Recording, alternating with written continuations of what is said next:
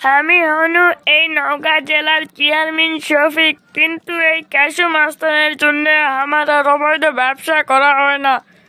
কি রে ক্যাশু, তুই একজন মাস্তান, তে ভালো কাম কিসব করবু, খালি খারাপ কাম করবু। তাছাড়া শালা খালি ভালো কাম করে। এ মামুন, এটি আয় তো। বলেন উস্তাদ, কি কাম আছে? কাম তো একটা আছে রে, সেই জন্যই তো তোক ডাকলো। এমনি এমনি কি তোক ডাকি আমি?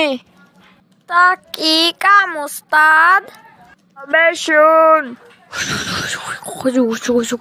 উস্তাদ, এটা তো সেই প্ল্যান করছেন, এবার ক্যাশু মাস্তানের হাল নিশ্চিত, ও কেউ বাঁচাবার পারবে না। এ হাসু শোন, তোকে একটা কাম করা লাগবে। কি কাম করা লাগবে ক? ক্যাশু মাস্তান নেই, ও মেরা ফেলবো, একবারে কাল্লা কাটা ফেলা দিব, বুঝলো? এক না কামের জন্য তুই হামাক ডাকলো? আমি কোনটে হাসু মাস্তান আর উই কোনটে ওই সুর শাসর কুতকার মাস্তান, কুতপা থাকা উঠে আলছে ফুটপাতের মাস্তান। তেলে কাম হয়ে যাবে না কালকা। আসসালামু আলাইকুম রহমতুল্লাহি ওয়া বারাকাতুহু। হাসু মাস্তান, তুমি কেমন আছো?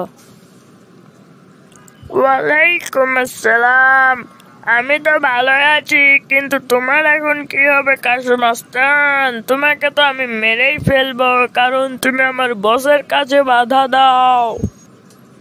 তোমার বস যে ধরনের খারাপ কাজ করে, সে ধরনের খারাপ কাজ বা অবৈধ কাজ করা কারোরই উচিত না, কারণ অসহায় গরিবদের টাকা কেড়ে নিলে তারা সমাজে ভালোভাবে বেঁচে থাকতে পারে না, আর তারা তো আমাদেরই ভাই, আমাদেরই বোন।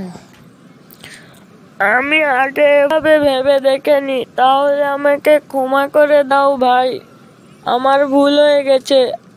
আমি আর খবর লিমনি আজকে, আমাকে ইনকারা বোকা বানাইছে, ওকে সেই মার দিম আমি।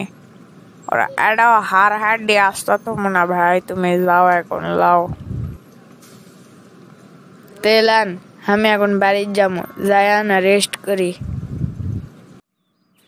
এ রহমত চাচা, আপনি কখন আলছেন?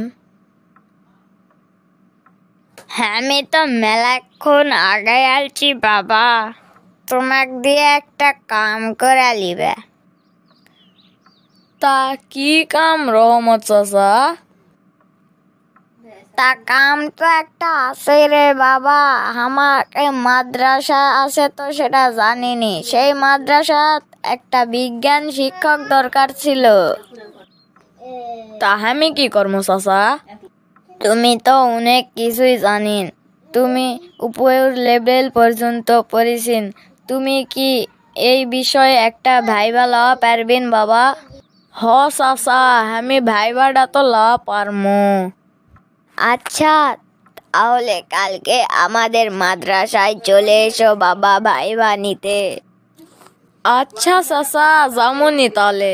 ভাইবা লিবা তো এনুবারে, এখন কি প্রশ্ন ধর্ম সেটাই খালি ভাবিতি কি করা যায়। তাও বুদ্ধিটা পেনুবারে, না হলে আজকে কি যে প্রশ্ন ধর্মহীনি আল্লাহ জানে। আসসালামু আলাইকুম রহমতুল্লাহি ওয়া বারাকাতুহু। স্যার, আপনি কেমন আছেন? ওয়ালাইকুম আসসালাম, আমি তো ভালোই আছি, আপনি কেমন আছেন? আমি তো ভালোই আছি স্যার। চেয়ারে বসেন, আর আমাকে স্যার বলা লাগবে না। আপনি তো জানেনই, আমাদের মাদ্রাসায় সব হুজুরই কম বেশি কোরআন শিক্ষা জানে, কিন্তু বিজ্ঞান বিষয় তেমন কেউ জানে না। এই জন্যই বিজ্ঞান বিষয়ে একজন শিক্ষক দরকার, যার জন্য আমি ভাইবা নিচ্ছি। হ্যাঁ স্যার, আমি এই বিষয়ে জানি।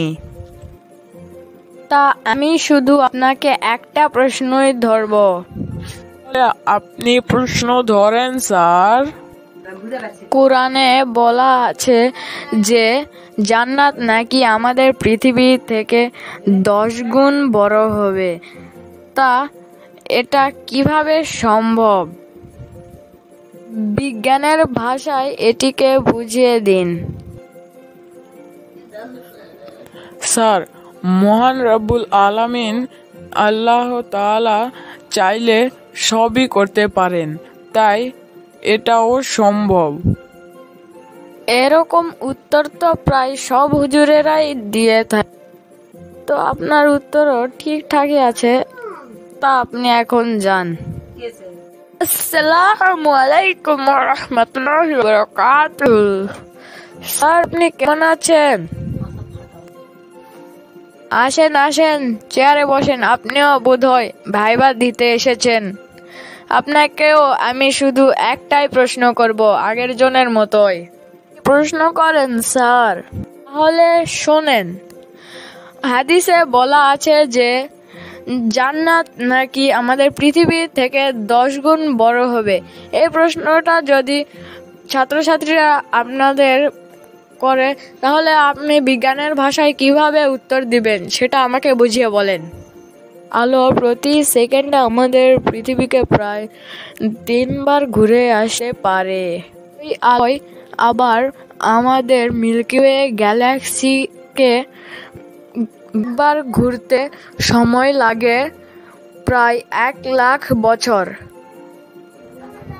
তাই মহাবিশ্বে পৃথিবীর থেকে 10 গুণ বড় এমন অনেক জায়গায় থাকতে পারে। এভাবে আমি আমার শিক্ষার্থীদের বোঝাবো। Fantastic, very good. দর্শকবৃন্দ, আপনারাই বলুন, এই লোকটিকে কি চাকরি দেওয়া যায়? দর্শকবৃন্দ, আমাদের ভিডিওটি কেমন লাগলো? ভালো লাগলে একটা লাইক করো। থ্যাংক ইউ গাইজ, এই পর্যন্ত ভিডিওটা দেখার জন্য।